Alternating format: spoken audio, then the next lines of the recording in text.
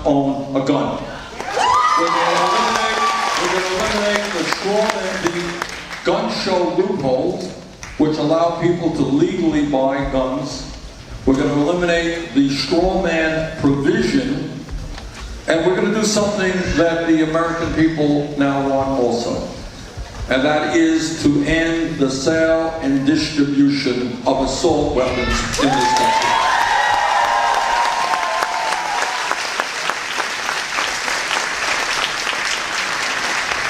Now, there is a lot of hypocrisy. I know I won't shock you when I tell you there's a lot of hypocrisy in Washington. I know you're shocked to hear that. And one of the greatest examples of hypocrisy that I know is we have a lot of Republican senators and congressmen going up on the floor and they're saying, we believe in small government. We believe in getting the government off the backs of the American people. Well, I say to those hypocrites, if you believe in getting the government off the backs of the American people, understand that it is women who have the right to control their own bodies, not the government.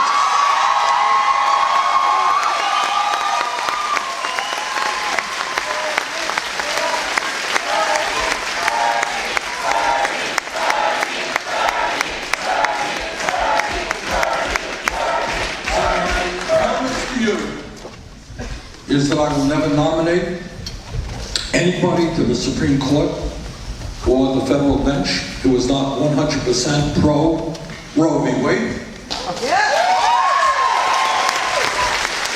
We will codify Roe v. Wade, we'll put that into law. We will greatly expand funding for Planned Parenthood.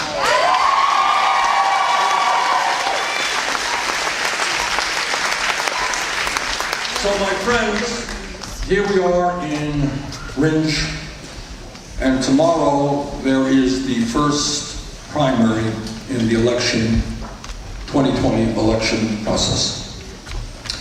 And not only is the whole country looking at New Hampshire tomorrow, but the world is looking at New Hampshire. What is New Hampshire going to do?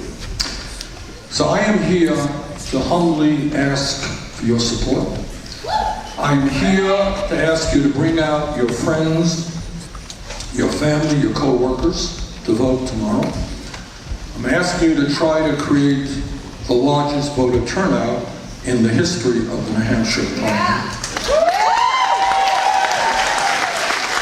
And I'm asking you to do that for two reasons. Tomorrow could begin the end of Donald Trump.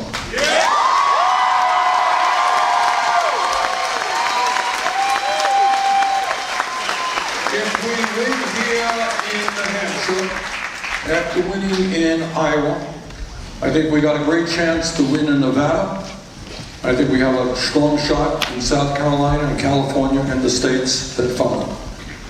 So if we win here tomorrow, I think we got a path to victory for the Democratic nomination. And when we win the Democratic nomination and when we put together the strongest grassroots political movement this country has ever seen, we're going to defeat Donald Trump.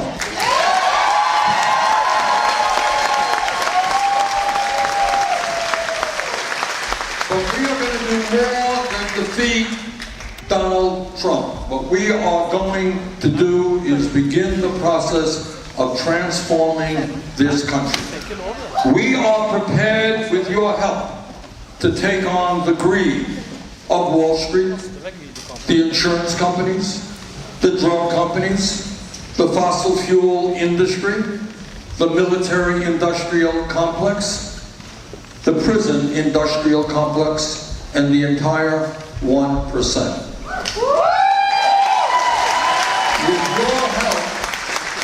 With your help, we are prepared not only to defeat Trump, but to create an economy and a government that works for all of us, not just the 1%.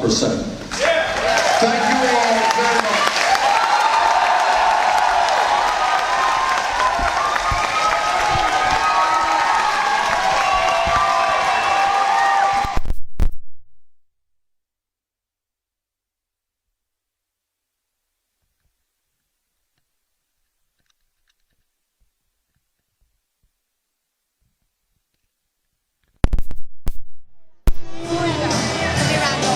You got me?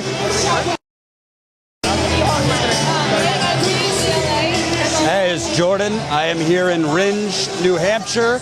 Not sure if I'm pronouncing that correctly.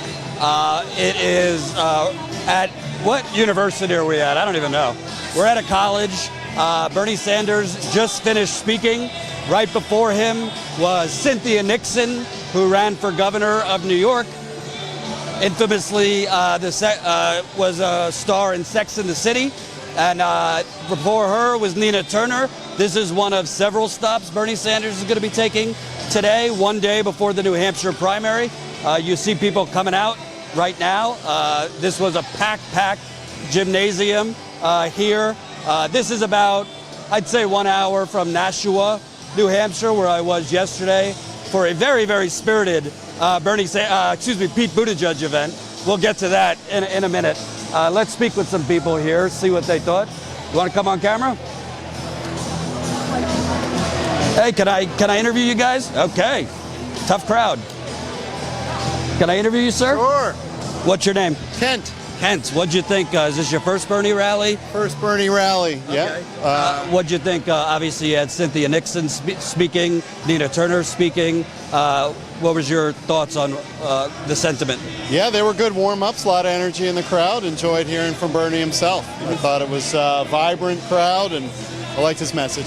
It's striking to me because I was at a Buttigieg event yesterday, and there's a lot less talk about policy, a lot more talk about, bridging the divide and unity and all these things, but not as much talk about policy, whereas Bernie's speeches is basically a smorgasbord of policy. Yeah, I think so too. I'll be getting some perspective on that later today when I go to some other rallies too. Okay. So you're still kind of window shopping? I am. Okay. Yep. What's the top issue for you? Climate change. Climate change? Yeah. What'd you hear out of Bernie that was happy about? Strong message as always. I think he's probably most vocally committed to that cause, and I like that. Cool. Thanks, Ben. All right. Thanks. Appreciate it. Yeah. So that was one undecided voter. You gotta love when people walk right in front of the camera when you're trying to do interviews. It's the wild, wild west out here. What are you gonna do? Let's see if we can speak with some other people here. Can I ask you what you thought? I am. What's your name? We're live. What's your name? What's your name? Lynn Roberts. I'm sorry. No, that's okay. Standing Rock. I've been with you. I've been with you since Standing Rock. Oh, wonderful. Thanks for your support. We got I wrote the damn bill buttons. We got What Now, Bernie? Same thing we do every day. So tell me, this probably isn't your first go around with Bernie. What do you think a day before New Hampshire? He's got a lot of momentum, but there's some polls that are showing Buttigieg kind of climbing up. I think that's all media brouhaha. I think. Hold on. Yo, come over here, because people can't understand that we're shooting. 1 second. What's his name? I can't remember. I can't believe I'm actually meeting you. Oh, that's okay. Yeah, that's fine. Move back. Sure. So, as I was saying, you got, the media has basically propped up Buttigieg to look like the Iowa caucus winner.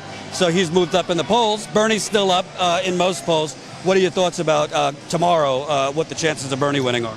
I think they're very good. I've actually been volunteering with the campaign. I've seen people come from all over the globe just to canvass for him. And it's been every weekend, nonstop. Working with a great bunch of people out of Nashua. We're working really hard. People love him. I mean, it's just, I think Buttigieg is getting a lot of media notice right now. He's got a lot of money. Wherever you see a Bernie sign, you'll see 5 Buttigieg signs, which is great optics. But Bernie's got the heart and soul behind him. Yesterday I went to a Buttigieg rally. Didn't end up so great for us. But what was really striking to me, every person I interviewed, they were nice, nothing wrong with them, but there wasn't one word about policy. It was all like, I like the way he talks, Exactly. Whereas Bernie folks I talk to, a lot of it's like encyclopedic. You know his policies, you know his record. Do you notice that difference between the two? Yes, absolutely. It's gloss. He's Mayor Pete's gloss, and he's got a lot of he's having trouble with the African Americans vote, and he's going to have trouble with people my age who've been around enough to see campaigns come and go. 29? Yeah, thank you very much for that. But in my heart of hearts, Bernie's platform is the one that everybody talks about now. Bernie's the original guy. He's the once-in-a-lifetime candidate. I am so thrilled to be able to cast my vote for him in this election. What's at stake for you personally? Because it's always striking to me, people I speak with, you get a different vibe at Biden, Buttigieg. It's like, not that we all have issues, but a little bit less personally at stake for them. How would Bernie change things for you? I have kids. I want the planet to be around. I have a son that lives in California, very close to where the fires were taking place. So my concern, number one, is for the planet, that we're going to leave the planet in a better place than where it's at right now. Number two is Medicare for all. I have another family member that is struggling to keep medical insurance because their job requires that they work less, just under 40 hours a week, so therefore they're not entitled to job benefits, Medicare medical benefits. And then the third one, because I'm a retired educator, is education. Because I envision that map with the red and the blue states, once we get Bernie's education plans in place, they're going to look more blue than red because people are going to be educated. Not that I'm a big fan of the DNC, but I think politically things will change. Education is the way to do it. Well, it's very, very interesting. I don't know how much you've been following this Iowa caucus. I'll say it, fuckery, because now that... I just saw Michael Moore yesterday. Okay. He did his podcast up in Manchester. Okay. So I was there, in that word. He didn't use it, but a couple of other guys that he was interviewing used it. I've never heard, literally, the mafia doesn't even rig things this transparently. It's behind closed doors. Now they're saying, even if there are errors, the party, Iowa Party, which is the DNC really, we're not going to change it because it would be illegal. If we find errors, it would be illegal to fix those errors. Does this sound like a free and fair election? Everything is upside down. We have a man that should have been impeached still in office. Like Michael said, what he can do now feels like free reign. It feels like he could almost even stop the elections if he wanted to. I know that sounds far-fetched, but he has free reign. So we can't look at things politically now the way we have from the past. We have to expect the unexpected, I think. So I want to zoom in on the I wrote the damn bill. Fantastic. I've never seen that before. And I think, last question, Medicare, and I can't verify this, by the way. I haven't looked into this, but I've seen reports. There were reports that Buttigieg's campaign actually tried to arrest somebody who was passing around Medicare for All literature outside of one of his events. Based on what we experienced yesterday, I could see that happening. But Buttigieg, a year ago, called Medicare for All the compromise position. Now, it goes to a few wine caves, hanging in the back with Wall Streeters. Now it's tyranny and, my way or the highway. We know Biden taking all this money from Big Pharma. But I think Bernie said something really interesting that I haven't heard him say. This idea of a deductible is ridiculous to other countries. It seems to be getting more in the mainstream. In Iowa, 60% of caucus goers favored it. Do you think kind of Bernie and really the education on what it is starting to break through, even for people that are a little bit skeptical? of Medicare? Medicare for all. Medicare for all, definitely. I think it's just because people are having such a hard time paying their bills. It's a reality. It's in their face. And I think that's when change happens, when things come right to your doorstep. That's when the change happens. It doesn't happen because we elect somebody to make things happen. Just like Bernie says, it's got to be personal. It's got to be grassroots level. The change has got to be from the bottom up. So yeah, Medicare for all is huge because of the medical bills that we all face these days. Everything. You wear glasses, I notice. You probably paid a lot of money for those glasses. Who are you? Same here. Yeah. So. Yeah, absolutely. I'm paying right now. I should say thank you, Mama Sheridan.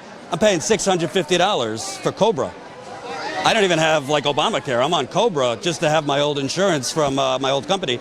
and it's running out soon, but I couldn't afford that. They're helping me out with it. And most people don't have that, where parents could help them out with that. A very close friend of mine just got on Medicare. She was in that situation with you. She was a self-employed person, did not have medical insurance, was paying premiums, same, maybe even more than that.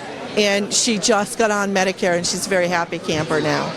So yeah, we want to share that with everybody. Thank you for being an educator, and thank you for your support to Status Coup. All righty. Thank you. Thanks so much. So, Doing good work. thank you. Appreciate it. Following you for a long time. Oh, thanks. Appreciate it. TYT. No comment on the Young Turks, but I do like Jimmy. I do like Jimmy. Still friends with him? Yeah. Good. So, what was your name again? Is that all on tape? Yeah, we're live. What was your name? Lynn Roberts. Lynn Roberts. God bless her. From Nashua, New Hampshire. From Nashua, New I Hampshire. love you guys. Press that like button, the thumbs up button right under the video. It'll get more people to watch. Let's talk to some other folks here. Huh? Yeah, move up a little bit. Can I trouble you guys? We're live. Would love to know what you thought of the rally. Don't be shy. I think we gotta go. All right, go. Sorry. They're taking the bus. Are you with them? Okay, no problem. Want to come talk? We're live. Don't be shy. Don't be shy. Come on. We're live. Yeah. What's your name? I'm Teddy. Teddy? Nice to meet you. You from New Hampshire here? I'm from Vermont, actually. Oh, so you're right in Bernie's backyard there. I am indeed, yeah. What'd you think? Obviously, he had Cynthia Nixon before him, Nina Turner, and a shorter speech for Bernie. He's going all around town. But what were your thoughts? I got here late, so I only saw Bernie. Yeah, I came from Manchester, so I was out canvassing yesterday, and yeah, I just wanted to. I wanted to see him, and it was incredible. I mean, it's very emotional. It feels. I mean, yeah, I feel like he's given the speech a million times, and yeah, but every time he says it, every time he gives it, it's just, you can feel how much he means it, and I was struck by how much he said, talking about the movement, he really believes that, not me, us, he really believes that, and that's just, it's powerful. There's never been anyone like this in my memory. I was talking to somebody else about it. I've been to Biden events. I just went to a Pete event that didn't work out for us so well. And it's always striking to me, Biden talked about Trump for 20 minutes before I heard one thing about what he was going to do. Buttigieg, yesterday, it was very little talk about policy. It was a lot of those phrases like turning the page and unity and blah, blah, blah, blah, blah. Whereas this, it's just like encyclopedic Bernie. It's a very different vibe. Do you sense that between Bernie versus the other candidates? Yeah, absolutely. Yeah, I mean, no question. I mean, I think, I remember seeing Obama in 2008 and being inspired deeply by what he was saying. But, looking back on it and seeing how Pete is trying to be sort of that figure, to me, like what Sanders is doing is just, it's real. It's real, there's no artifice to it. And yeah, he's laying out these issues, and he wants you to understand them too, because he wants us all to be involved, which is, these other guys, they don't care if you know anything about the issues. They want you to feel something, Well, it's funny you said that, because I interviewed people outside Pete's rally before we went in. The video's up, by the way, on this channel. And I mean, they were nice people. I don't have anything bad to say, but like, the first question I asked is, what's the top thing he did in South Bend that you really like? Because I kind of suspected they probably don't know anything. Right. And they didn't. Yeah. And, the media hasn't really vetted him that well. So, but it really was more of like an instinctual feeling. It was based on feeling, much less about like something personally at stake for them. Yeah, totally. And when I was canvassing yesterday, I found the same thing. Yeah. I only actually talked to one Pete supporter, and they basically said the same thing. I like how he's a veteran. I like that he seems, calm. I like the vibe he has, but, it's short on specifics for sure. So you're a veteran Bernie person, it sounds like. We're looking at what happened in Iowa. Fuckery is what it is. Now, they don't even have this in third world countries. They're saying they will not correct errors. They're saying it's illegal. Even if they find errors, it's illegal to correct them. That is what the Iowa Democratic Party is saying. That's an interesting stance. Frankly, Tom Perez has been running the show there, according to CNN, so who knows who's calling the shots here. What I wanted to ask you is, New Hampshire's a primary. every election has some form of shenanigans, campaigns sending out disinformation. Yep. I've seen campaigns taking down other campaigns' signs. Do you feel, we're in good position here as far as no fuckery, I guess you could say? We'll see. I mean, I think, what happened in Iowa is unfortunate. I don't want to focus on it too much, and I think Bernie hasn't either. He said, okay, we got the popular vote, we're moving on. Yeah, there's a possibility for it, for sure. But I think the more people get involved, the more they can't ignore it. They can't just cheat, because we know too much, like 8 years ago even, we didn't have as much open information, and people, a lot of just, with the Iowa stuff, people on Twitter are just regular people just going through and looking at the stuff, caucus goers, and being like, this isn't right. And I think you're gonna see that. We're gonna keep them accountable that way. And so I feel optimistic that they can't get away with it. Last question. You're from Vermont. Yeah. There's been this narrative that's been put out that Bernie's not electable to reach out to independents, to reach out to moderates. I mean, I'm not from Vermont, but I've just kind of looked at his elections, and it seems that he won in a lot of more rural conservative areas. And Vermont, a lot of people don't know this, but Vermont was Republican as recently as 1988. They voted for they voted for Papa Bush. So, in your experience in Vermont, I mean, you're not like a state historian, but is Bernie only popular among tree huggers, or are there more middle of the road people that are attracted to this message? I really don't know. I'm actually, I moved to Vermont a year ago, so I'm a new Vermonter, so I don't have as much of a sense of it. But I mean, personally, I think that Bernie has by far the best chance nationally of actually winning, of convincing people who voted for Trump not to vote for him. My audience gets mad at me when I look at my phone, but I wanted to bring up a poll that I just saw that shows that if, it didn't actually save. There was a poll out, I think it's one of these New Hampshire polls, but when you read into electability versus Trump, Bernie is now at 36%, Biden fell to 33%. So some of these polls are starting to show Biden had a wide lead on who is more electable versus Trump, but this poll at least, Bernie's moving up, and Biden, yesterday he called a woman in the audience I think he was trying to quote John Wayne, but he screwed it up. It was like pony dog or something. I don't know. It just looks like that. It feels like it's time to throw in the towel. Cool, man. Thanks, man. What's your name? Teddy. Teddy Martin. Yeah. Nice to meet you. Yeah, wish I could grow that beard. It's pretty nice. So that's Teddy. Let's see if there's any other stragglers here. I think that's media. So, how you doing? So, let me read out the polls to you that I was trying to get. By the way, press the like button.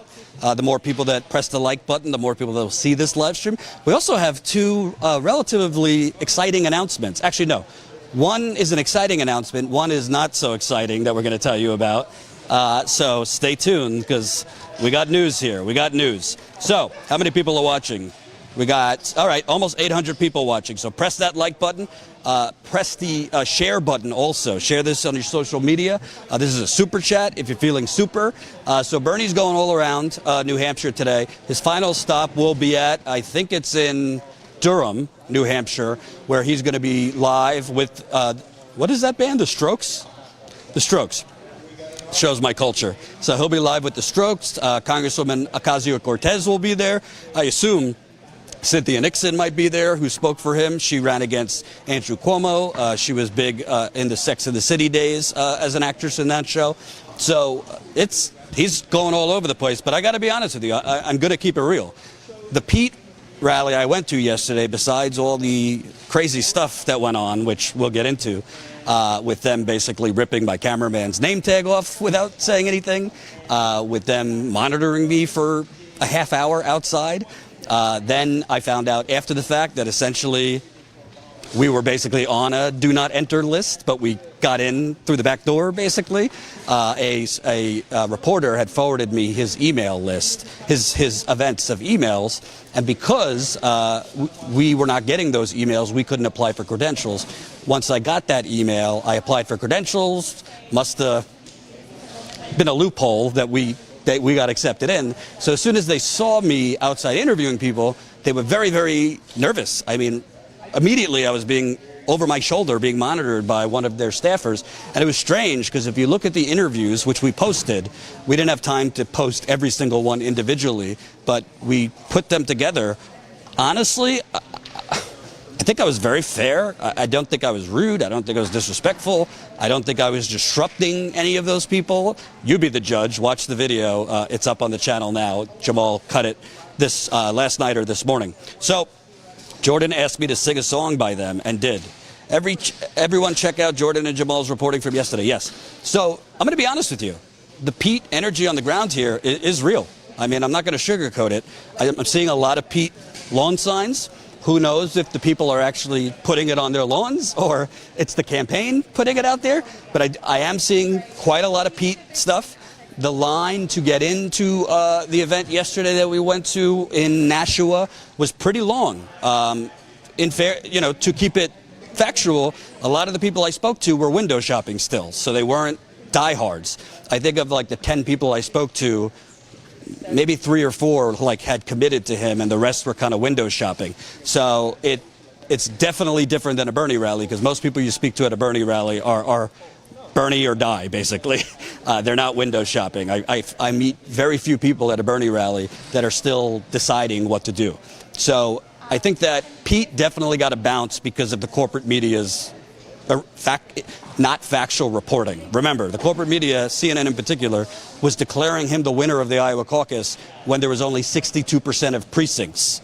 There's only 62% of precincts that had reported. CNN was reporting him the winner. I saw articles in Slate.com how Pete won Iowa. This stuff affects the next state. People see that and they don't go into the weeds. Oh, there were errors with the vote in Iowa. Oh, there's all this chaos. Most people are not that plugged in. They just see headlines. Oh, this random mayor that we kind of like, but we didn't think could win, just won the first state.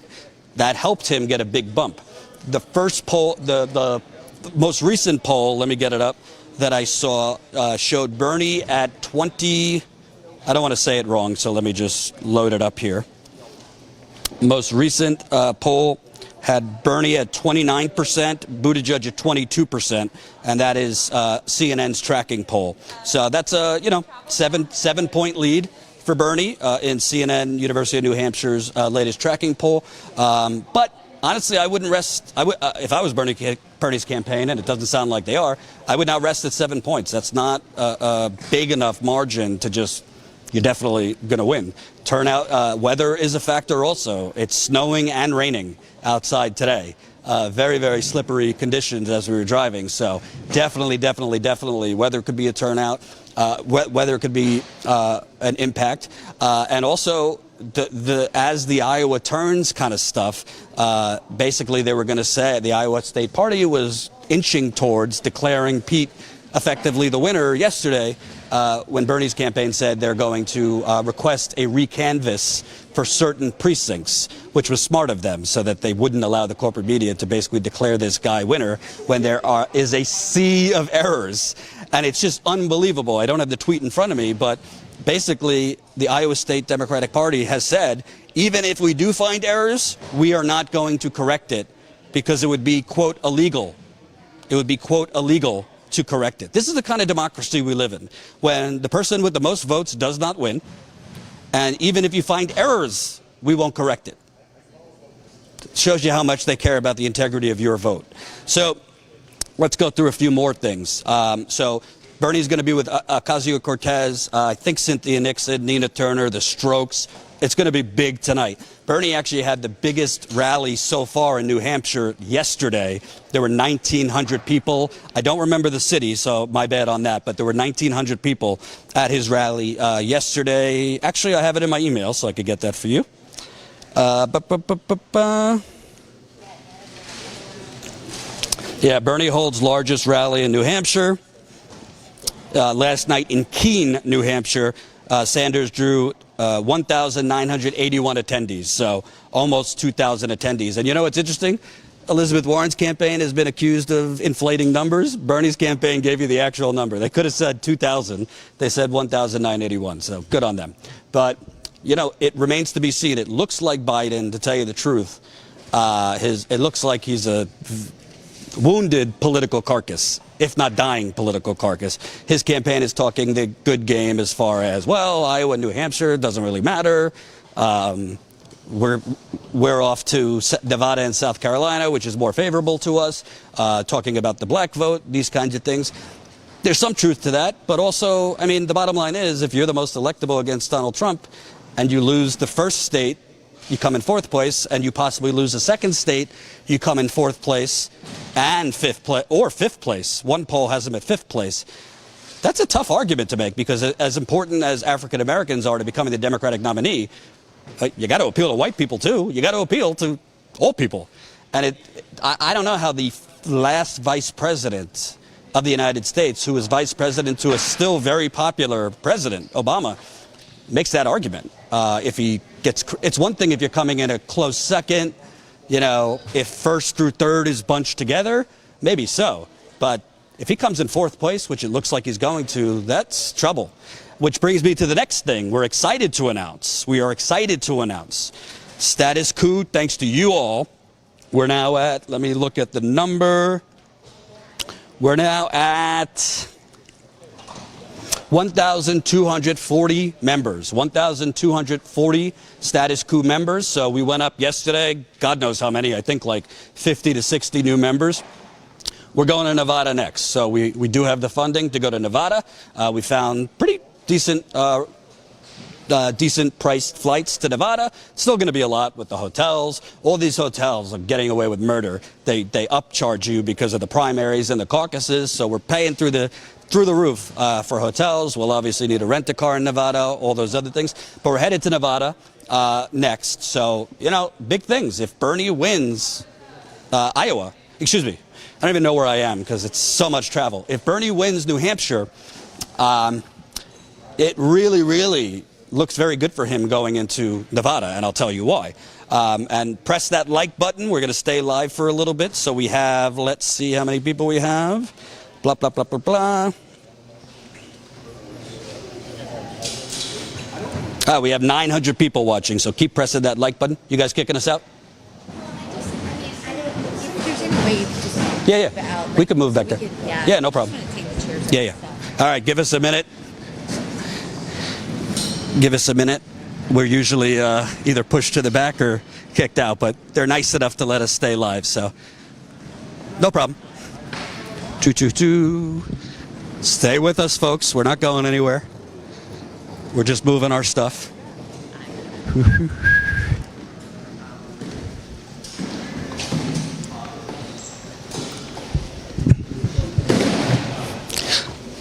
This says a lot about status coup. We're usually the last ones that stick around.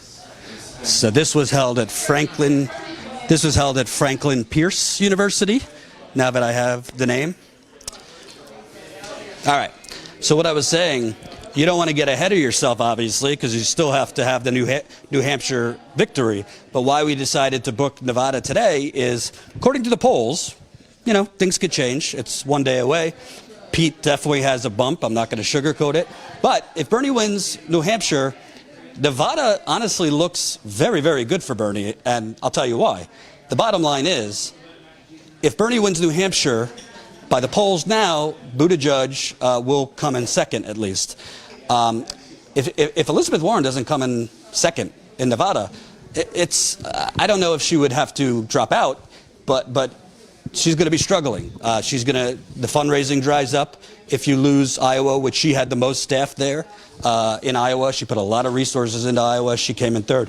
If she doesn't come in a second in her neighboring state, you know, money dries up. Momentum certainly isn't there. And you're kind of not totally dead politically, but definitely wounded. Warren was, according to polls months ago, doing well in Nevada, but I don't really think she would be competing in Nevada to win if she loses New Hampshire or doesn't come in a close second. Then you look at Pete. Well, as we know, Pete isn't exactly a darling of non-white people.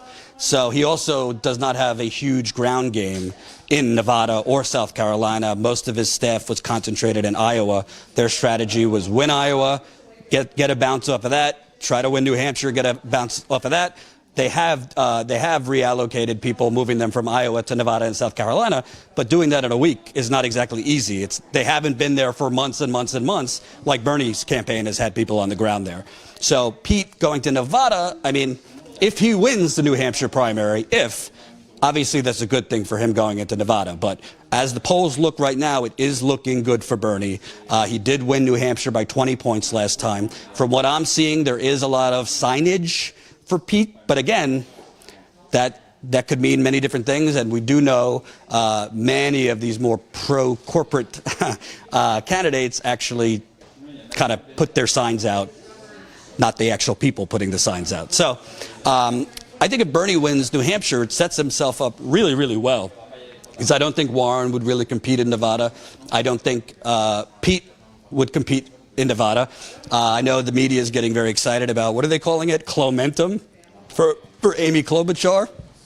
I don't know if Amy Klobuchar has such a big presence or ground game in Nevada, which then brings you to Biden.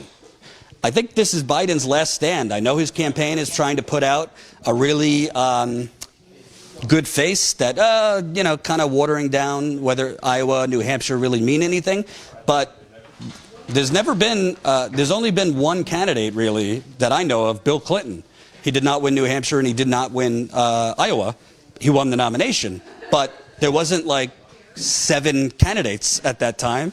And also there was different winners in Iowa and New Hampshire. Well, but basically you have Bernie winning the popular vote in Iowa. If Bernie wins New Hampshire, I mean, Biden's going to be fighting for his political life. And the problem is most candidates, and we got almost 1,000 people watching. So keep on pressing that like button. Thank you, M. Kip, $50 in the super chat. Take my money, you wonderful fools. Anytime a progressive ally, whether it's indie news outlet or a candidate for press congress, gets treated like trash, I donate. Love you all. Why, thank you. We did get treated like trash. By the way, I emailed, it has now been 24 hours since I emailed the Pete Buttigieg campaign asking for an apology to my cameraman who they ripped his name tag, which was what they gave us as credentials. We checked in at the press check-in area. Our name was on the list. We walked in. We interviewed people. There was no issue interviewing people. And all of a sudden, you saw the video. Look at my Twitter. It's at the top of my Twitter. I have after being followed outside by one young staffer, then I have another staffer come up to me. Did you sneak in? I'm like, sneak in? You gave me this name tag. Then a woman comes up to Jamal, doesn't even say a word to him, rips his name tag off. I don't want to dramatize it. I'm not saying she beat us up, but you don't put your hands on a journalist who's clearly a journalist who's picking up his equipment. Why don't you say, hey, can I see your credential? So to me, I don't want to be a white guy saying this, but my cameraman was the only black person in the gym that I could see. I'm just being honest.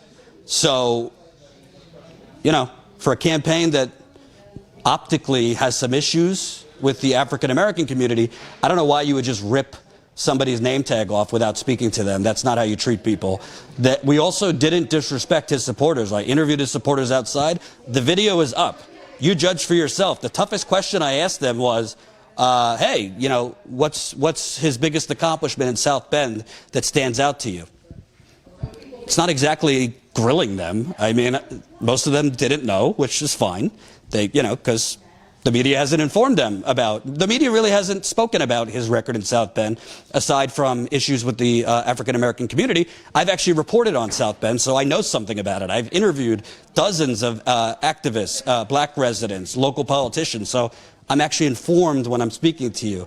But it just really, I've never dealt with what I dealt with yesterday, even at a Trump rally. And the Trump press people, they're not exactly nice to the media, but I've never had one following me. I've never had one monitoring me. I've certainly never had one touch me or take something from me without speaking to me.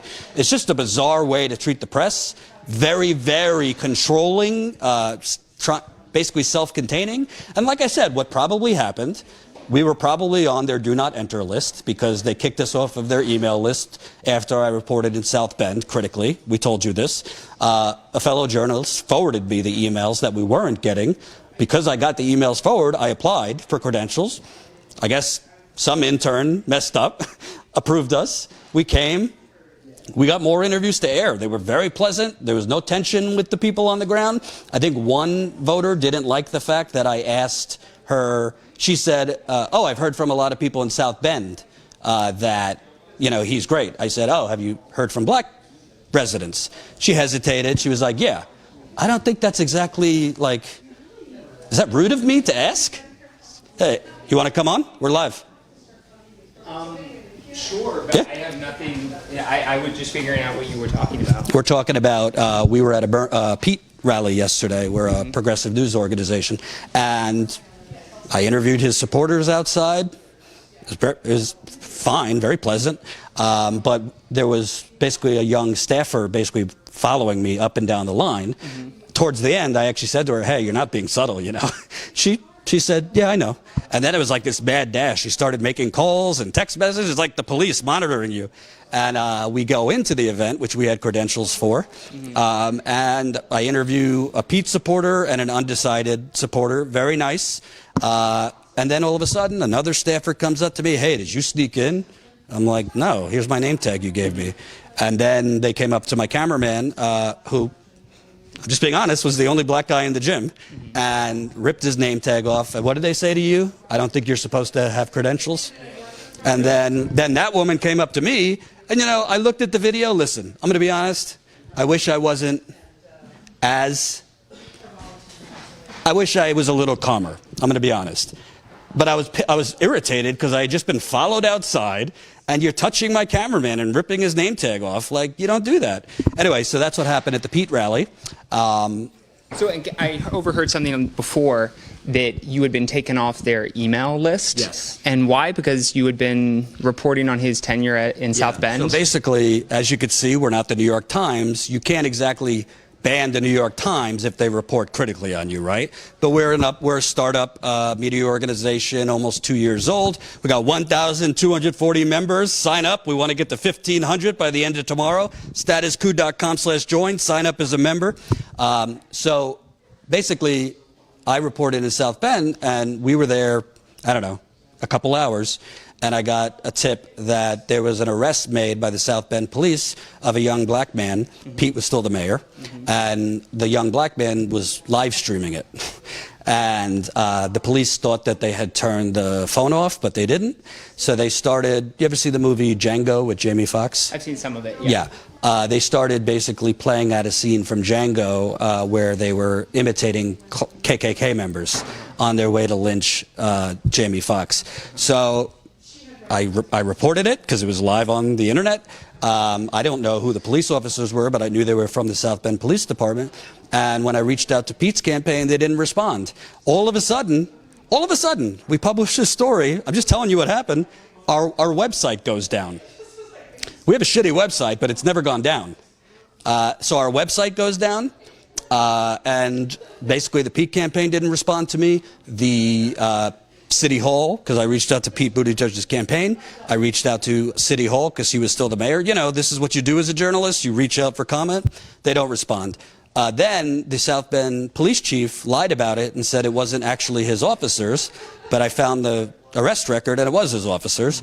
Then text messages leaked between an activist and the police chief showing basically him admitting it was his police officers, but trying to be like they weren't imitating KKK members to, like, in a positive way, they were mocking them. Long story short, white officers were imitating Klansmen, and Pete's campaign ignored it, and then they kicked my organization off the email list, which I think is troubling because if you're president, you're going to have a lot of critical coverage, right? Yeah. Was that story picked up by any other media outlets? Have you guys sort of... Well, the South Bend Tribune picked it up, but didn't credit us. So yes, the South Bend Tribune picked it up without crediting us, of course. Okay. And what's been your experience otherwise at the Pete rallies here in New Hampshire? I went to one yesterday, and I told my audience the truth. A lot of energy. There was a really long line to get into this. It was I think a middle school, right? I would say that crowd was on par with some Bernie crowds I've seen. A lot of people I interviewed online were kind of still window shopping and looking at different candidates. They were nice. More of an older crowd, a lot more younger people at Bernie rallies. The main difference is definitely, you go to a Bernie rally, it's like encyclopedic. People know his policies. It's mainly talking about policies, whereas the Pete rally was more feeling. I like the way he talks. He's well educated, that kind of thing. I've noticed, I've been canvassing for Bernie here in New Hampshire, and a lot of the voters have been incredibly hospitable. They welcome us into their home, and when they give us their opinions about the different candidates, what's striking is that a lot of them are being swayed, I mean, not surprisingly, by the ads that are coming in. And I know Pete has spent a lot of money on TV ads, and it's clearly being effective because, again, they might not know too much about his time in South Bend or about which policies he's running on, but clearly these ads are, leaving a positive impression. And Biden as well. Bernie ads are pretty good as well. But yeah, a lot of the voters, I think, are being influenced by these TV ads that we're seeing. Well, it's interesting because I'm not making this up. Buttigieg's campaign just applied for, I think, like an internet award for best brand of the year. They're calling themselves a brand. And I'm being honest, I mean, I don't pretend I'm a journalist, but I definitely personally support Bernie Sanders. I think most of these people in here pretend to be neutral. They're completely full of shit. But I look at Pete commercials, and it's definitely a lot of branding. Unity, positivity, turning the page, let's bring Democrats, Republicans, independents together.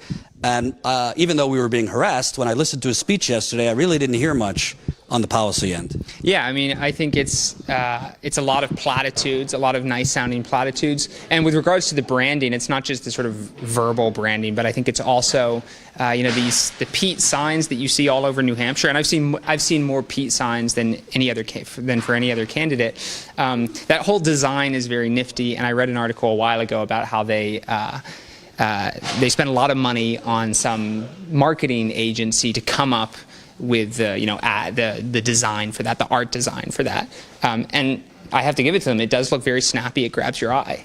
So, anyway, I have to run my. Oh, go. Yeah. Thanks. What's your name? Seamus. Seamus. Nice to meet you. Keep knocking on doors. So honestly, that is, I think what he was saying is what I saw. People are really swayed by the marketing, and I tweeted out during the debate that. I'm just being honest. Pete Buttigieg, he's just got a new member. Welcome, new member Adam. Keep those new members signing in. Statuscoup.com/join. Become a member for as low as $5 because of you. We're not just talking about it. We're showing you. We just booked our trip to Nevada. We want to go from Nevada to South Carolina. All of this is very expensive to be flying cross-country, back cross-country. After South Carolina is Super Tuesday. We are not funded by the billionaires. We are not funded by Wall Street, the fossil fuckers, big pharma, big real estate. None of it. We're funded by you. So if you haven't signed up yet, statuscoup.com/join. Sign up for as low as $5 to $10 a month. And I do have a behind-the-scenes video for you. We got to shoot it, but wait till you find out what happened today. Wait till you find out what happened today. It's very interesting.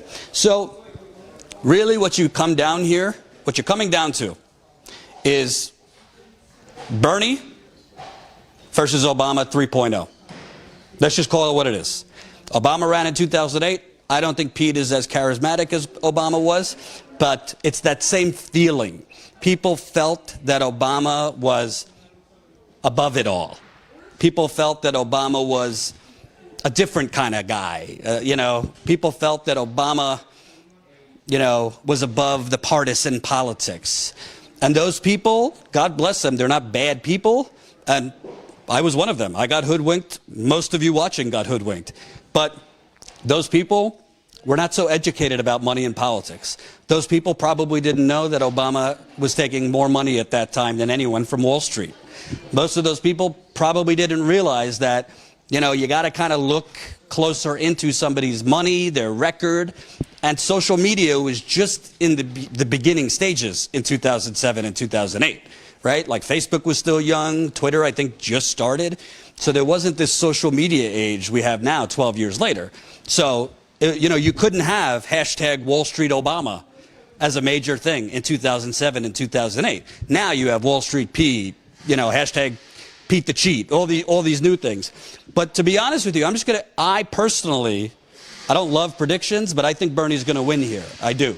I think he's got the hometown advantage. He's from a neighboring state. I think he won by 20 points last time, and there's definitely carryover that still support Bernie from 2016. I also think that I got the feeling that a lot of people that went in there yesterday and a lot of people that are supporting Pete in the polls are still subject to change. I got the feeling that even people, there's some that were just like, loved him. And frankly, just telling you what I saw. It's not to mock him. I'm just telling you what I saw. Most of the support I saw for him was like women over the age of 45. Most of that support seemed to be people that were kind of in that demographic of Elizabeth Warren. I saw a lot of support among older women for Pete. But what really strikes me is there was also a lot of people that were like, yeah, I don't know anything about him. That's why I'm coming to see him speak. And I think that interest to go see him speak is because the corporate media lied for a week and said this guy won Iowa. Now, this is not about whether Bernie won Iowa or not. This is about having some journalistic integrity. You don't report somebody as a winner of anything when over, what was it at first, 61% reporting? They framed it as Pete Buttigieg had won. CNN was framing it on air. Bernie lost to a small-town mayor. When I tweeted out that, the CNN anchor, Jim Sciutto, responded to me that I was distorting his words. He literally said Bernie lost to a small-town mayor with, I think it was 29% of the precincts still out. That's not journalism. That's pushing a narrative. That's what that is. So, I think Pete has been extraordinarily lucky. He's had the corporate media propaganda machine behind him. I think he's run a good campaign. It doesn't mean he hasn't run a good campaign. It's a hot air balloon of a campaign. There's not a lot of there. If you talk to healthcare experts that don't have conflicts of interest in the healthcare or pharmaceutical industry, they will tell you can't have the Medicare program and have it work for all with a vibrant private health insurance industry. That's not a thing. There's a difference between having a private health insurance industry and having private doctors that people could go to. Canada has single payer, but there are private doctors that exist and you could go see them. But they don't exist in this vast private health insurance industry because Medicare can only work if the government is the monopoly on care. That might sound scary to people, but the government isn't providing the actual services. They are paying for it. It's still the same doctors you go to. It's just the government pays for it rather than for-profit corporations. That's the difference. And Pete, a year ago, and if I got up in front of him, I would ask, why a year ago were you gung-ho Medicare for all as the compromise position? But a year later, you're basically calling it tyranny, and you're saying Bernie Sanders is my way or the highway. What changed? Did you meet some folks in the last year that might have changed your mind? Did you receive something from some folks that might have changed your mind? Just curious. So, for those of you that came late, we got a little time to kill, so we're going to the Durham, New Hampshire event tonight. It is going to be the primary eve, basically like is the Strokes rock? I don't know. It's going to be like a rock concert. Bernie, AOC, Cynthia Nixon, all these people. I expect it to be the biggest crowd he has had here in New Hampshire. Last night in Keene, he had almost 2,000 people. I would expect him to have more than 2,000 tonight, particularly with the AOC, firepower coming in. The other thing, honestly, is, this is bad weather to me. So I hope it's not snowing and raining tomorrow, because that could make a little bit of a difference. And finally, I will say, I look at the media coverage right now. You want to talk about Donald Trump getting billions of dollars of free advertising in 2016? That's nothing compared to what Pete Buttigieg got this week. Pete Buttigieg got hundreds of millions of dollars of free media attention when there was no way to declare him the winner. Frankly, there was no way to declare Bernie the winner. I think he should have been declared the winner because if we had a sane system, person who wins the most votes should win. So Bernie technically won. And it's interesting because the same people who cry out from 2016, Hillary Clinton won, she had 3 million more votes. Those same people don't seem to have that same standard for Bernie Sanders winning by 6,000 votes. It's just interesting. So let me talk to the peeps. The weather won't stop in New Hampshire. I hope you're right. Pete's donors don't want you to have health care. Well, apparently Pete's campaign doesn't want to have status quo. If you watch the video that Jamal cranked out, I think it has 30,000 views so far. If you go through my Twitter thread yesterday, I've never experienced anything like it. And honestly, it does not create a comfortable feeling and a great preview for a President Buttigieg. Because I have heard from people in South Bend, Indiana, when I was there, that this is basically how he treated the media in South Bend. The only difference was he was dealing with compliant corporate media. So they didn't really cover him critically, because if they covered him critically, they would lose access to his administration. And because most local media is kind of in the tank for local politicians, there wasn't much critical coverage of Pete Buttigieg. The most critical coverage didn't come from journalists, it came from activists or like African American radio kind of thing. So it is very, very interesting to me that this is the way they treated the press, because honestly, by doing what they did yesterday, they actually got more negative attention. They actually got more negative attention than they would have got if they just let me do my job. If they just let me do my job and not harassed us, you know what would have happened? I would have interviewed some folks. We would have posted it. It would have done well in views, and that would be that. So just very, very strange. So we'll be at the, we just got another new member. And by the way, for those of you who haven't signed up, you see what we're doing. Frankly, there's a lot of media here in New Hampshire. There was a lot of media in Iowa. But most of the media do not actually speak with people. Most of the media just like go around with a notepad when they do speak with people, and then kind of frame a story a certain way to minimize the progressive support and elevate the establishment support. I see it all the time. It's like when I go to an event like this event that I'm at now, the way it is written up in the Washington Post or somewhere else will be entirely different than the event I saw. That's intentional. So we really, really support, we really, really appreciate the support you've been giving us. I think since Iowa, we're up like maybe 300 paid members. I haven't looked today, but a lot more members than we had before we went to Iowa. And that's what we need to have the funding to, we're going to Nevada, to be able to cover South Carolina after Nevada, to be able to cover Super Tuesday. After Super Tuesday, you got a lot of critical states from Wisconsin to Michigan to all the other states that are going to decide this primary.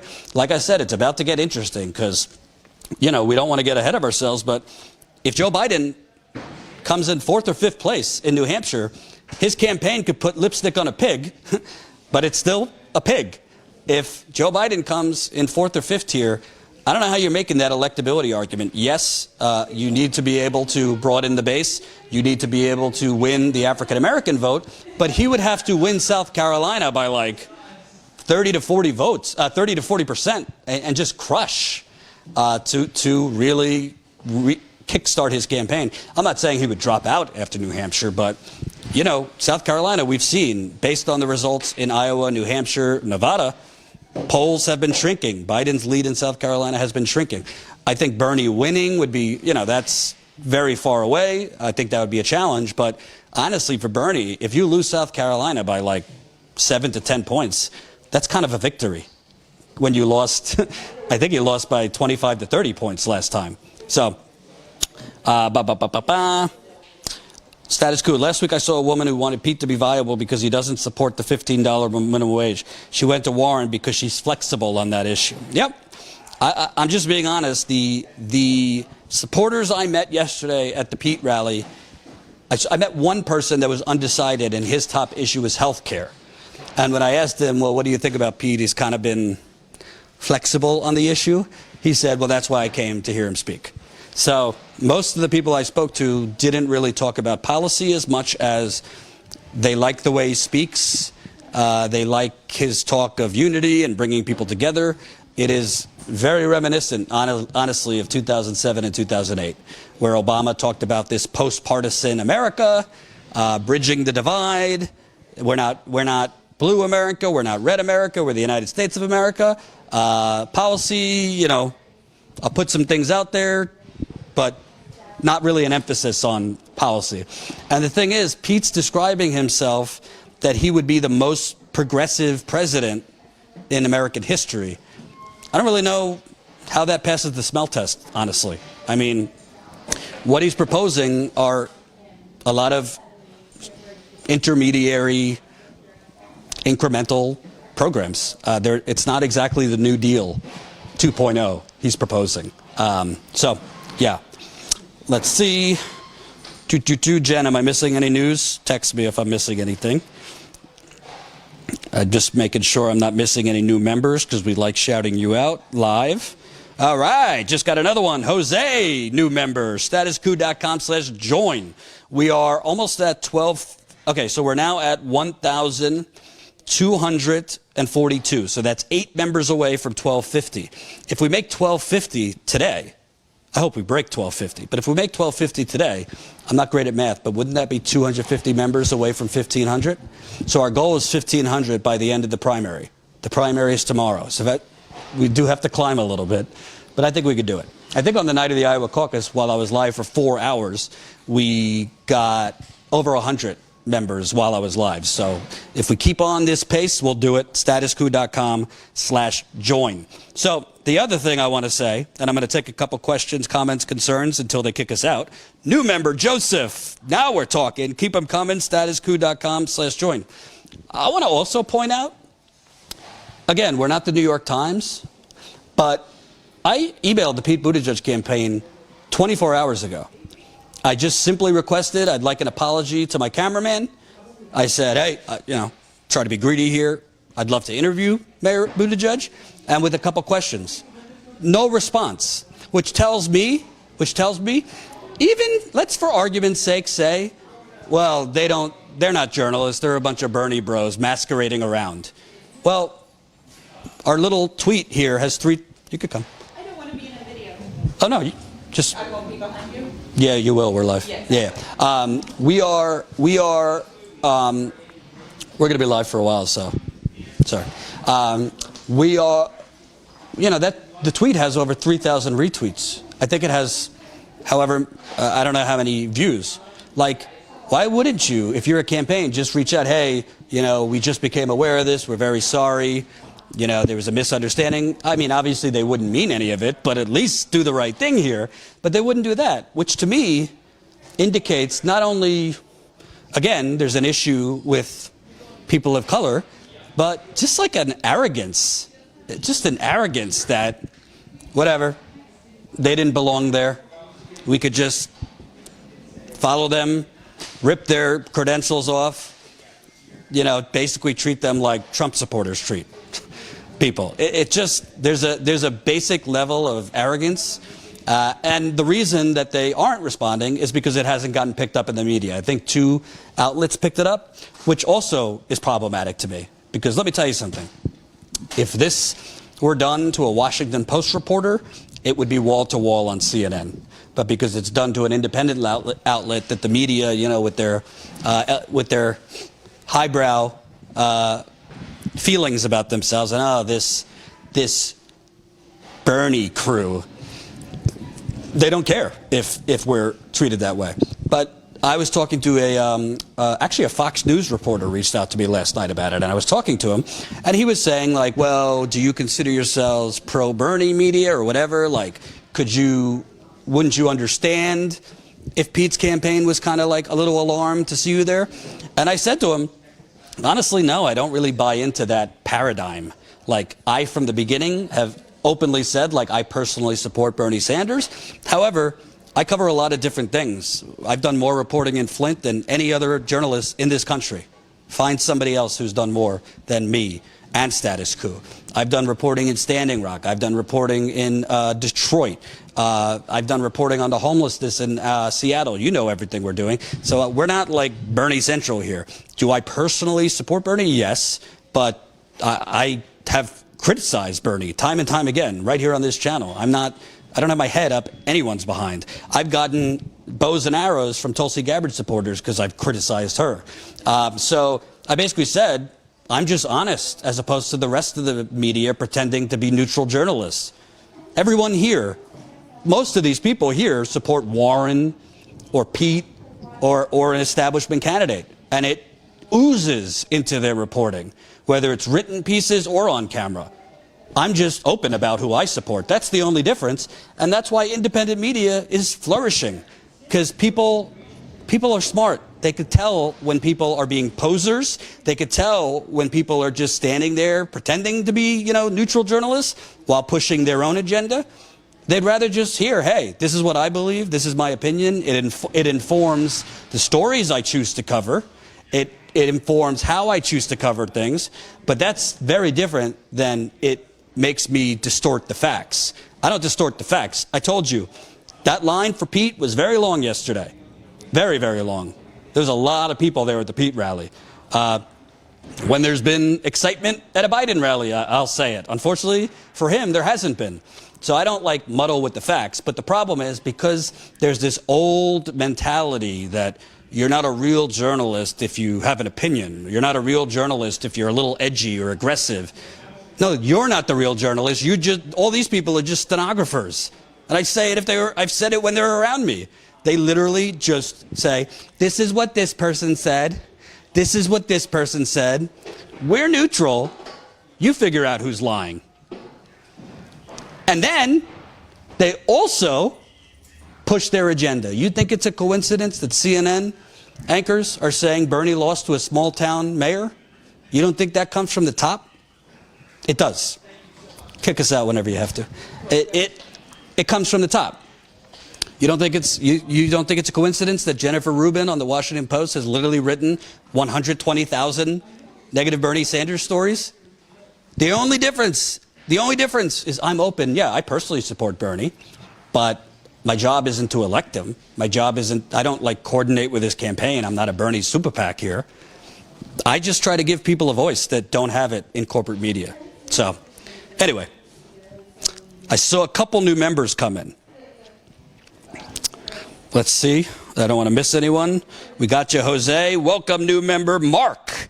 Welcome, new member Joseph. Jose. Adam. Now we're rolling. Keep them coming in. Statuscoup.com/join. We are a little bit behind as far as our behind-the-scenes videos. It's because we're driving all around New Hampshire and trying to turn out our normal videos for YouTube. So we do have some behind-the-scenes content that we want to post for you. We have a little downtime between now and wherever we're going next. So we'll try to do that. Let me read a couple questions, comments, concerns. Jordan overstayed his welcome. I usually do stay very long. But we're not in the best reception area, so I want to stay live because I don't know if we'll be able to get good reception elsewhere. We're kind of out in the forest right now in New Hampshire. Okay. I'm sick of ignorant Americans. It's funny because I was talking to Jamal in the car yesterday. To me, the biggest impediment to progressive change is not Republicans. I think there are less Republicans you have to convince to move over to the progressive side because I think a lot of Republicans are closet progressives already. They just don't know it. And when you talk their language, they're very attracted to progressive policies. Like I've always said when I covered 2016, when I would ask a lot of Trump supporters, who's your second choice? It was Bernie. Not Ted Cruz, not Ben Carson, and the rest of them. So I think the biggest impediment is these kind of neoliberal voters that have been fed a steady diet of gradualism, incrementalism, and eat your broccoli. And they're not bad people, actually. Most of them are good people. They just have been misled to think that real change only comes in small, little bitty, bite-sized things. But if you go through the history of America, that's just not true. The New Deal was not incremental at all. The Civil Rights Movement, although there were a lot of bricks laid for many, many decades, the actual change that came within a decade or two. If you follow Martin Luther King, Malcolm X, those kind of people. And it came not from hey, let me go compromise with Mitch McConnell. It came from, let me fucking bring the army here outside Mitch McConnell, in that case, Lyndon B. Johnson's window here. brave freedom fighters. So LGBT rights, women's rights. I mean, you go down the list. And now, to me, the Sunrise Movement, the climate activists, it's not coming by like, let's compromise with the establishment. The rise in consciousness, the reason you even saw a town hall on climate change on a network like MSNBC was because of activists now, organizing now. The reason that some quasi-disheveled socialist from Vermont that nobody knew about, well, people knew about, but the country didn't, the reason that his ideas are now basically the mainstream and other people are ripping them off is because of organizing, not compromising. It's because of saying, no, we can have nice things, and convincing other people we could have nice things. It's not, basically, that mentality is why we have a status quo. That mentality of telling the people I met in the line for Pete Buttigieg that we could only do this in little bite-sized pieces, that mentality a lot of people buy into because that's what they've been fed for so long by the media. But the media is not there to inform you. The media is there to push the status quo's message. I just call the corporate media a giant super PAC for the establishment, because that's what they are. So let's take a couple questions, comments, concerns. This is a super chat. Show us the love. If you are not a Status Coup member, sign up. statuscoup.com/join. statuscoup.com/join. We really appreciate it. As you can see, if you don't notice, I'm a little schwitzy. We're all tired. We've been working day and night. After this, we're going back home a couple days, then we're off to Nevada. Then after Nevada, if we have the funding, hint, hint, we hope to go to South Carolina. After South Carolina, personally, my eye for Super Tuesday, if we have the funding, is to go to California, which would be a very, very hard state to cover. California is bigger than a lot of countries, but I think California is the state to watch on Super Tuesday. Let me tell you something. If Bernie wins New Hampshire, if Bernie wins Nevada, if Bernie even comes close in South Carolina, if he then wins California, it's game over. Michael Bloomberg could throw in $700 billion. If Bernie wins California, Nevada, New Hampshire, I think retroactively is probably going to be declared the Iowa caucus winner. I don't really know what the Democratic establishment would do other than changing the rules for Barack Obama to come out of retirement and run again. Going to pick up my catfish dinner. Be right back. JK, $5. Everyone check your voter registrations and take screenshots. Very good recommendation. We are, what's today? February 10th. If you're in New York, you have 4 days. February 14th, Valentine's Day, is the deadline to register as a Democrat in New York. If you're in California, I believe it's February 17th. Jen, if you don't mind checking me on that, I think California is in 7 days. I'd have to get the rest of them. Thank you for the super chat, though. Status Coup, when will you and TYT kiss and make up? Jimmy Dore did. I need the team back together. Albert Hood, why do I have to kiss and make up? I'm kissing with you. I'm kissing with my viewers. What do I need? I don't need TYT. Nah. I'm not saying this out of bitterness. I just don't. There's no reason to do anything with TYT. What TYT does and what Status Coup does are wildly different things. God bless them. They could cover Trump 24/7 till they're blue in the face. I'll continue what I'm doing. Because, I think I haven't been watching. I think Emma's going around covering these things, but there's very little, unfortunately, and I said this when I was at the Young Turks publicly. I said, there's not enough in the field reporting. I mean, they had the resources and they didn't use it enough. I'm not saying don't cover Trump. He is the president. He is crazy. But you got to walk and chew gum at the same time. Don't be like the rest of the media and just cover Trump 24/7. And frankly, I think they pushed Russiagate very, very recklessly and very, very wrong, which I said when I was there. So this is not an issue of kissing and make up. I think they're very different than what we do, and I think we have different priorities of what we think should be covered, if that makes sense. You could stay with me if you come to California. Why, thank you. Bernie will win every state. John, I don't know about that. You might be drinking too much Kool-Aid. Question. Trump has people camped out for the arena that all the Dems couldn't fill. How bad has Pelosi hurt us?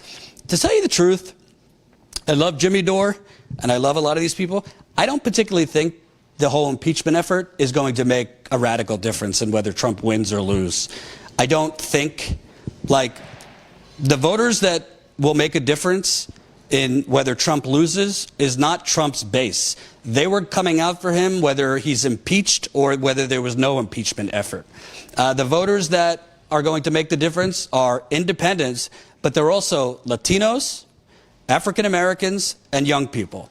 I always say this, the corporate media doesn't tell you this. Hillary Clinton, compared to Barack Obama in 2012, lost 5% among black voters. Hillary Clinton, compared to Barack Obama in 2012, lost 5% Latino voters. Hillary Clinton, compared to President Obama in 2012, lost 6%, age 18 to 29. Those are the voters you need. That's 77,000 votes between Michigan, Wisconsin, and Pennsylvania. Bernie Sanders just brought out more young people in Iowa than Barack Obama did in 2008. He just brought out more Latinos in Iowa that have never ever voted in Iowa. He just brought out more Muslims in Iowa that have ever voted. So it's only one state. Let's not say, we don't know if he can do that in every state, but at least in the first state he has. So I don't really, like, I'm not defending Nancy Pelosi, but honestly, I don't personally think you could just not impeach a president because you think it's going to help or hurt the election later in the year. Like, how are we going to call out the Democratic Party as much as we do, but be like, oh, Trump, what he does, let's not call that out. I mean, honestly, I love Aaron Mate. I love Jimmy. I love all these people. I think they're wrong. I think he should have been impeached. I mean, it's very, very clear if you look at not just the phone call, but if you look at the reporting that came out, that right after that phone call, there was emails sent from the Pentagon, from the White House to the Pentagon, freeze this aid. To me, that is not even the worst of the things Trump has done to be impeached. But the point is, you can't just, because you don't like Nancy Pelosi and you don't like Adam Schiff, yeah, I don't like them either. They're terrible. But like, you can have two thoughts at once, right? We don't like Pelosi, her policies, her corruption, Schiff, I'm not even going to get started on. But that doesn't mean just let Donald Trump do whatever he wants. Like, you can't, whether it's against Joe Biden or anyone else, you can't solicit presidents of other countries to open investigations for people you think are a political threat. I'm sorry. I love my friends in progressive media, but we don't agree on that. Please come to California. You're welcome here. California has a lot of love for status quo. Brandon, if you're not a member, that's the way to do it. I can't print money for war like the American government does. I can't print money for tax cuts for Warren Buffett and George Soros, but I can't print money. I could only fly based on the money that our supporters fund. Statuscoup.com/join. I really like you, Jordan. You speak and report the truth. How much do you need to cover these primaries? Quickie, Yang 2. How much do I need? Without having the full primary schedule memorized in my mind, what are we at now? 1,250 members? I think if we get to 2,000 members soon, we'll be funded to cover this primary. It doesn't mean we're going to cover every single state, but I think we'll be funded to travel around the country. We need to hit 2,000, and we need to do it lickety-split. That does it, by the way, this is a company, it's not a charity, so like, we also need to hire a new reporter. We also need to hire additional cameraman. Jamal can't be the only cameraman for us. His body will split into two. We're working crazy hours. We also need to hire additional marketing help, social media. So we don't only need funding to travel, we need funding to grow Status Coup. Jen and I can't work 18 hours a day, 7 days a week for the rest of eternity and function. I mean, I'm burning out a little myself. But I think if we get to 2,000 members, you know, $5 members are great, $10 members are great, annual members are great. We have 4 different plans. Check it out, statuscoup.com/join. I think once we get to 2,000, we will be in very good shape, not to cover every single state, but to travel for most of the campaign. Thank you, Balthazar, $5. If they screw him again, it seems like they will. Do you think he'll go third party? And do you think he'll have a chance? 22.5% of non-voters up for grabs.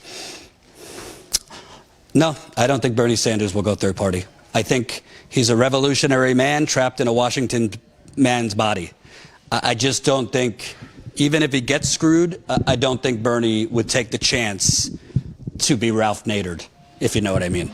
I think he could win as an independent, but I don't think he would take the chance to be condemned to the history books as Ralph Nader. This election is about democracy versus oligarchy. Couldn't agree more. New national poll by Quinnipiac. Let me know what it says. I'm live. Jordan, isn't there any way to drag the DNC to the courts for everything they did in Iowa? Oh, that's cute that you think the courts are impartial. Did you not see that the DNC, when activists in Florida sued the DNC over 2016, the DNC's lawyers' argument, literally, they publicly said this, was we could decide the winner of the election in back rooms smoking cigars, and a judge ruled in favor of the DNC. So you could take the DNC to court. Doesn't mean any justice is going to come to it. DC's primary in June. You do not need ID to vote. Don't allow harassment. Okay. Jordan, buy a not some flowers on Valentine's Day. You better believe it. My wonderful girlfriend. This election is about oligarchy. I read that. Ryan, new member. Woo! Another member. Wow, Jordan answered my question. Sad to hear the answer, but I appreciate your honesty, Albert. Yeah, I mean, listen, I'm not going to lie. Am I fond of the Young Turks? No, I'm not. There's a lot you don't know. There's a lot the audience doesn't know that I'm not going to get into because you got to move forward. You can't look in the rearview mirror. But putting aside certain things that went on that were wrong towards me, towards Jen, I don't feel the need to partner with an organization that we have different visions. Doesn't mean I don't think, good for them. Great for their audience. We hope to bring some of their audience over to the Coup. There could be more than one outlet in progressive media, but we're growing on our own merits. We love going on Jimmy's show. We hope to be able to go on Rising. If you are watching with Crystal, Kyle Kalinske, we love all these people, but there's no real reason to partner with TYT.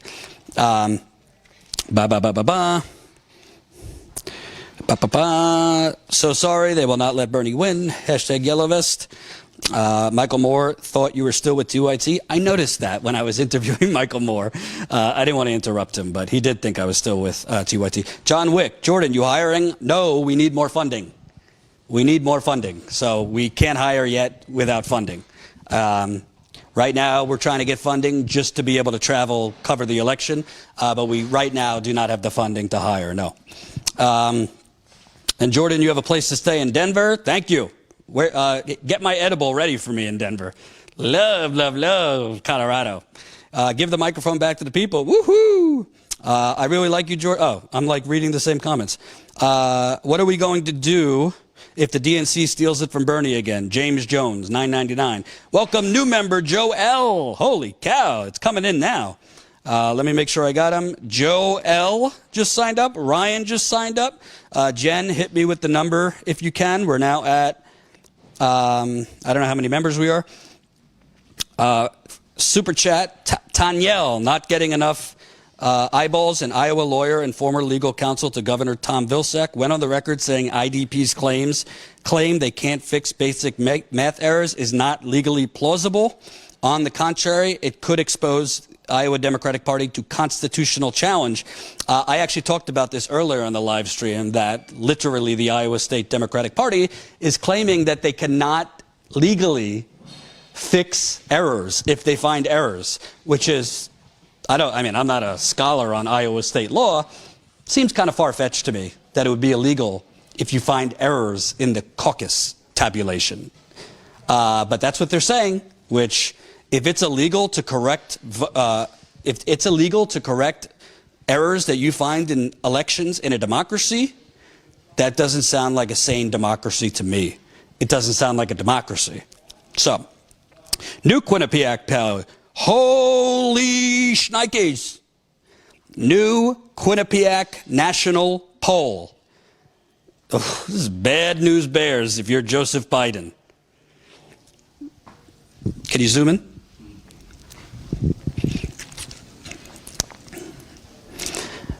Bernie Sanders, 25%. Joe Biden, 17%. Michael Bloomberg, 15%. Way to buy the election, Bloomberg. Warren, 14%. Mayor Pete, 10%. Midwest Nice, Amy Klobuchar, 4%. Why this is major, it's not just that Bernie is at 25%, that's 8 points above Joe Biden. Quinnipiac has been one of the worst polls for Bernie Sanders. It's been Monmouth and Quinnipiac as the worst polls for Bernie Sanders. So when you see Bernie Sanders 8 points above Joe Biden in national polls, and Quinnipiac tends to oversample older voters and undersample younger voters, I don't know, Joe. Say it ain't so, Joe. Listen, if you're a Bernie voter, do not declare victory. Don't dance, don't dance around streaking yet. But all of the pundits have said the national, Bernie might be good in Iowa early state polls, but the national polls all have Biden. Well, Quinnipiac is a respected poll, and Bernie's up by 8 points. And that increase and that fall for Biden, by the way, Jen, if you have the differentials, if they're releasing how much Bernie went up versus how much Biden went down, send that to me if you can. But if that gain for Bernie is probably coming as Biden falls. And that gain is probably including older voters moving to Bernie. Older voters, God bless my viewers who are older, but by the data, most of the voters over 50 went more corporate establishment, Biden, Hillary Clinton, Pete Buttigieg, that kind of thing. If they're going to Bernie, Bloomberg could spend $1 billion if he wants. The bottom line is Michael Bloomberg supported George W. Bush. Michael Bloomberg supported Rudy Giuliani. I mean, he was a Republican 5 minutes ago. You think Pete Buttigieg has problems with the black community? Wait till a campaign against Michael Bloomberg if Bernie has to focus on Michael Bloomberg. Go ask the people of New York City what they think of Michael Bloomberg if they're not rich and white. You know what I'm talking about, Jamal. Just being honest. So, if I'm Bernie Sanders, first you got to win the New Hampshire primary, but if he wins the New Hampshire primary, and these polls are showing Bernie taking the lead by 8 points in nationally, woohoo, that's something. We're at 1,246 members. 4 of you left to go. I will stay live until 4 more people sign up. And Jamal's getting hungry behind the camera, I could tell. And I'm hungry too, so don't make us wait. We need 4 more to get to 1250. Statuscoup.com/join. So, in a January 28th poll prior to the Iowa caucuses, Biden had a modest lead with 26% of the vote, while Sanders got 21%. Warren at 15%, Bloomberg received 8%. So, basically, Biden went down 26 to 17 is... Biden went down 9 points. Bernie went up. Biden went down 9. Bernie went up 4. Bloomberg went up 7. Yeah, so Bloomberg went up 7. Yeah, so Biden went down 9 and Bloomberg went up 7. So a lot of Biden support is going to billionaire Mike. Bernie went up 4, so he is getting some of Biden's support too. Biden went down 9 points. So that 4th place finish in Iowa. Management, you're killing me. Hey, we'll sign off. That Iowa caucus 4th place finish has Biden down 9 points. If he finishes in 4th place in New Hampshire, it's not going to get rosier for him. And if I'm a Bernie Sanders supporter, I am licking my lips to have a one-on-one contest with Mike Bloomberg at some point. You can't ask for a better challenger. Let Mike Bloomberg paper the airwaves calling Bernie Sanders a communist. It won't work. And basically, Mike Bloomberg will doing Bernie a favor because it will just get the Republican attacks out of the way earlier. So that's the deal. The fine people here at this institution, where are we? Franklin Pierce are kicking us out, so we stayed live. Oh, they're not? Okay. Never mind. I'm staying live until we got 4 more members. Oh, we just got another. Seth Peterson for the win. Thank you, Seth. $55. We need status quo on the ground in the Super Tuesday states before they start. I agree, Seth. I agree. You've been really generous day by day. Thank you, Seth, so much. Keep it coming. Membership is how we grow. We got to get to 2,000 members, so we are almost at 1,250. We're 4 members away. Jordan, we need to make a trend on Twitter, hashtag no billionaire TV ads. Start the revolution. I can't be making hashtags and be live at the same time. Can only do so many things. Why does Bernie support a wealth tax when it is a tried and true failed idea? This is a talking point. Tried and true failed idea. This is a talking point that wealthy people make. Yeah. Let me tell you what happens. A lot of times countries try something and wealthy people sabotage it. I was just in the UK. I interviewed people. The UK has an amazing national health service. It's called the NHS. It's a single-payer universal healthcare system. Guess what? The Conservative government in the UK has slashed funding for it by like 40 to 50% over the last decade. So certain things, when they're tried, they tend not to work when the government sabotages those programs. A lot of time, this wealth tax that was tried in other countries, they say it didn't work. It's because wealthy people funded money to sabotage it. So I disagree with you saying it won't work. If we could figure out how to bomb 9 countries at once, we could figure out how to do a wealth tax in America. How about that? Bernie is a wussy. I'd like to see Bernie fight a little more on that debate stage. I wouldn't call him a wussy, but I've been outspoken. Bernie, you can't go to a knife fight holding a spoon. And, you know, I won't go as far to say he threw Nina Turner under the bus on that debate. But, you know, a question was asked about a op-ed that Nina Turner wrote in South Carolina about Joe Biden's record with African Americans. Bernie Sanders continued to embrace his friend Joe Biden.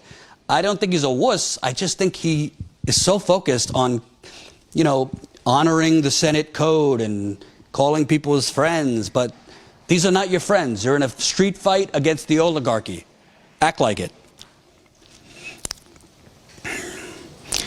It's amazing how the media is now saying Bloomberg is the upcoming front runner. Of course they are.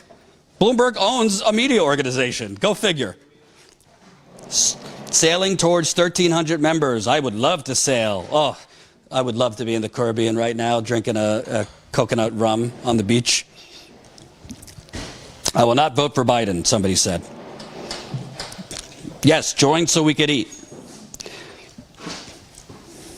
Support Jordan and Jen's critical investigative work. I agree.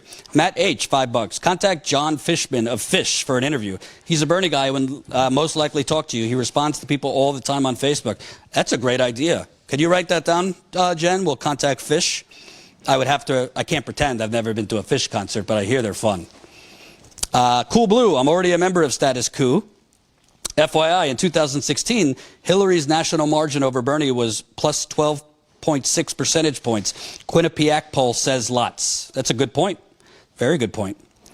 Great rebuttal, Jordan. Thank you. Are you going to the next rally? Yeah, we're going to be at the Durham rally tonight. Obviously, Bernie's strategy is working.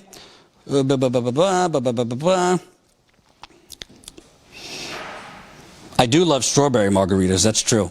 Can I chip in for Mexico? Of course. We are an international media revolution here. Sign up, statusquo.com. You could sign up, statusquo.com/join, from Mexico, from Mars. Statusquo.com/join. Become a member for as low as $5 a month. If you sign up for Mexico, next margarita's on me. Just tell me where. All right. Okay. 2:30 here. We're going to go get food. We came close. I think we'll get another 4 members, but Jamal and I got to put some food in our bellies. Thank you for watching. We will be live later from the concert, The Strokes, AOC, Bernie Sanders. I think there's other speakers, Nina Turner. I am expecting a very, very big crowd, so definitely tune in tonight. If you're not on our email list, sign up, statusquo.com. Enter your email there. If you already signed up for our email list, make sure we are not in your spam. Go to your spam, make sure our emails are not going into your spam. If they are going into your spam, press, mark, this isn't spam. Because a lot of our emails are going to your spam. Also, Join our text list. Text COUP to 474747. Text COUP to 474747. And for those of you that asked if we're hiring, give us the money to do it, baby. We got a lot of good resumes. We would like to expand, but we need the money. Show me the money, Lebowski. Thank you for watching. We'll see you later live. Follow us at Status Coup as news develops. Peace.